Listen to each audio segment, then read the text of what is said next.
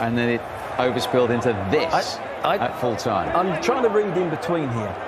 But they went to shake hands, and it was like a bit of a, well, we've got to do this for everyone. But I think Tuchel's gone in there and gone with a really strong hand and really squeezed his hand. And you see the reaction of Conte, look down and say, what are you doing? And then it goes all off. And for some reason, Conte gets a red card and Tuchel walks away. No, I think we understand that Tuchel's been shown the red card as well. He got red card as well? Okay, well, that's evened it up. That's no problem. Oh, they're both assistants are like that now. They've got to take over the next game. Yeah, look, it's just held on a bit too long there for me, Gianfranco. No, he clearly did that because Antonio was the first one to step in to go and shake hand with him, and he held his hand like saying, like you need to look at my eyes when you're shaking or something like that. Yeah. I don't think it was. But as a manager in such a high pressure situation, and in Thomas Tuchel's shoes, and you've just seen your team concede, give us an idea of how high emotions run, how irrational you become at times. No, you are in a painful situation if you are in Tuchel's shoes, because obviously you saw your team playing so well, dominating. You went up front, and then you are equalized, and then at the last minute you lose the lead again, and you must be so upset. But you still have to be fair, and Antonio went to shake hands, and probably he was still too much upset. Even you, cool, calm and collected, must have got there on a Monday and gone, what did I do that for? What was I doing?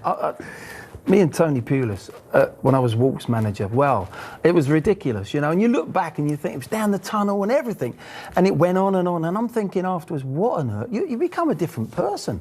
It's ridiculous. That's what that technical area does, is quite incredible, because the emotion, and particularly this is Chelsea, Tottenham as well. The crowds are obviously, the friction of the crowds, it's always there. The willingness for Chelsea to hold on to this sort of record at the bridge. All these things come into it, and the two managers have had a little spat before, didn't they? And I think it was just boiling over, waiting to happen.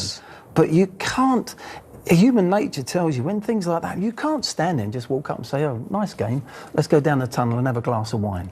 That's not going to happen. It was like frantic. And I think something was done there with the handshake.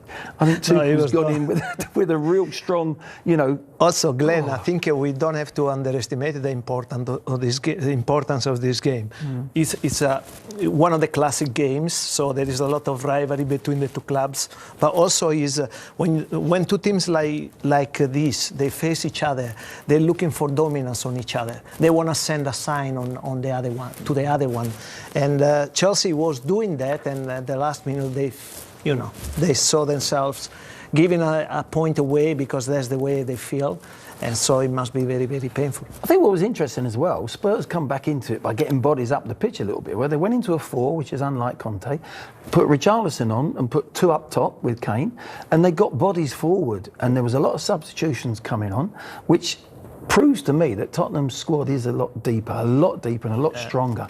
Basima's come on, Perisic has come on, Mora came on. There was a lot of changes, but you didn't lessen your team, in actual fact. It still stayed at a better, a decent level. But Spurs have got to play better than that overall. Of course they have. And as I said before, you play a little bit indifferent, you get dominated by your opponents, but you get a point out of the game, away from home. They'll be happy with that. And the moral of the story is, don't upset fiery Italians. Is that right, Gianfranco? Never. It's not a wise thing to do. Spiky, 4 goals. Did that game have the lot? Yeah, it really did. Tough game, playing against a really good side. Like I said before, we knew it was going to be a tough battle. First half, we weren't good enough with and without the ball. But second half, I thought we'd come out, we pressed well, we got the goal.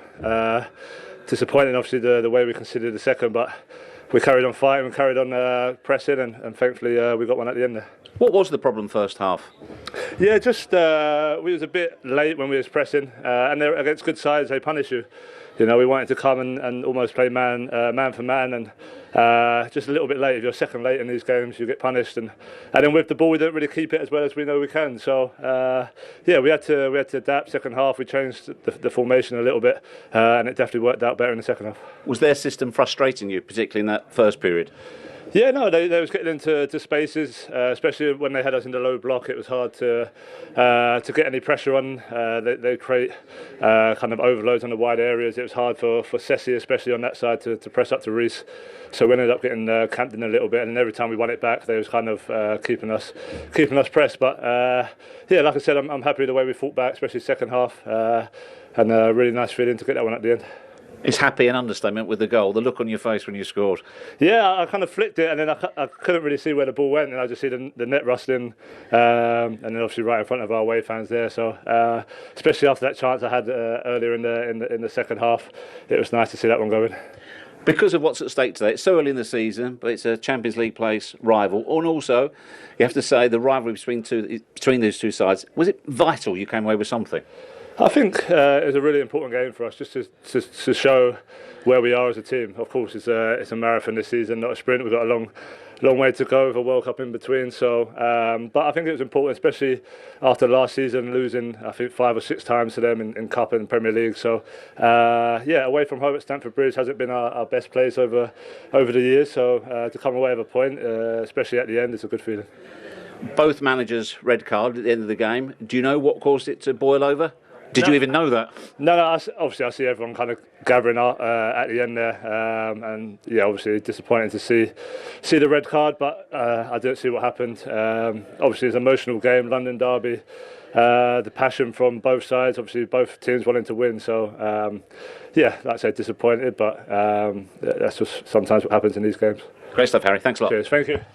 Is it right up there for a Spurs player to score on the 96-minute equaliser at the Bridge in front of your own fans? Not many. God dear. Yeah, I mean, he did miss. He said about he missed the chance. They're the ones that you expect Harry Kane to put away. He's one-on-one with the keeper, and he just sort of screwed the ball really. And you're expecting him. So that was playing on his mind. But it was a really good corner, whipped in. And he took it well. He's just, hasn't had to make much movement, if I remember. He's just jumped, and it was poor defending from Chelsea in many ways, because there was 3 or 4 players attracted to the ball, and Harry's there on his own. And he just jumps unopposed, gets the little flick, and it's because at the end of the day, if that had been with 10 minutes to go, that would have been a really awkward 10 minutes for Tottenham away at Chelsea. Chelsea might have ended up getting the winner again because they were so far on the front foot, but so late in the game, they only had to hang on for 30 seconds, a minute. So your opponents can't really come back at you, and you can go home and say, well, we'll play better, but we'll take the point. Before we see the goal, should there have been a foul and a free kick to Chelsea? Maybe in another country they would have given the foul, but in England, challenges like this they're always there, and referees they don't take notice of that. So I'm not surprised to see it, letting it go. VAR? I've looked at it. No, I don't think VAR doesn't intervene in this case. No, I think they. Personally, I think Cucurella's not got his eye on the ball. He's actually faced up to. There's the goal that we've spoke through. Yeah, look, Harry doesn't really make that much movement, and it suddenly all opens up for him. And there's 3 white shirts there with no blue shirt there at all. It's very poor marking from, and whether it was going in or not, we're still debating whether it's come off James's thigh. We don't quite know whether that is going wide or not. We'll never know, but it nestles in the back of the net. But for me, going back to the foul, I think Cucurella's looking at Romero, and he's tugging him. He's trying to stop him from going. That's the reason why he tugs his hair and pulls him away. You could say, well, the first foul was a penalty against Cucurella, and the second one is a foul from Romero. The second corner shouldn't have been played. So there's ducks and drakes there, isn't there? Let's be fair. He's definitely trying to put him off. He's not looking at the ball. He's not marking him properly.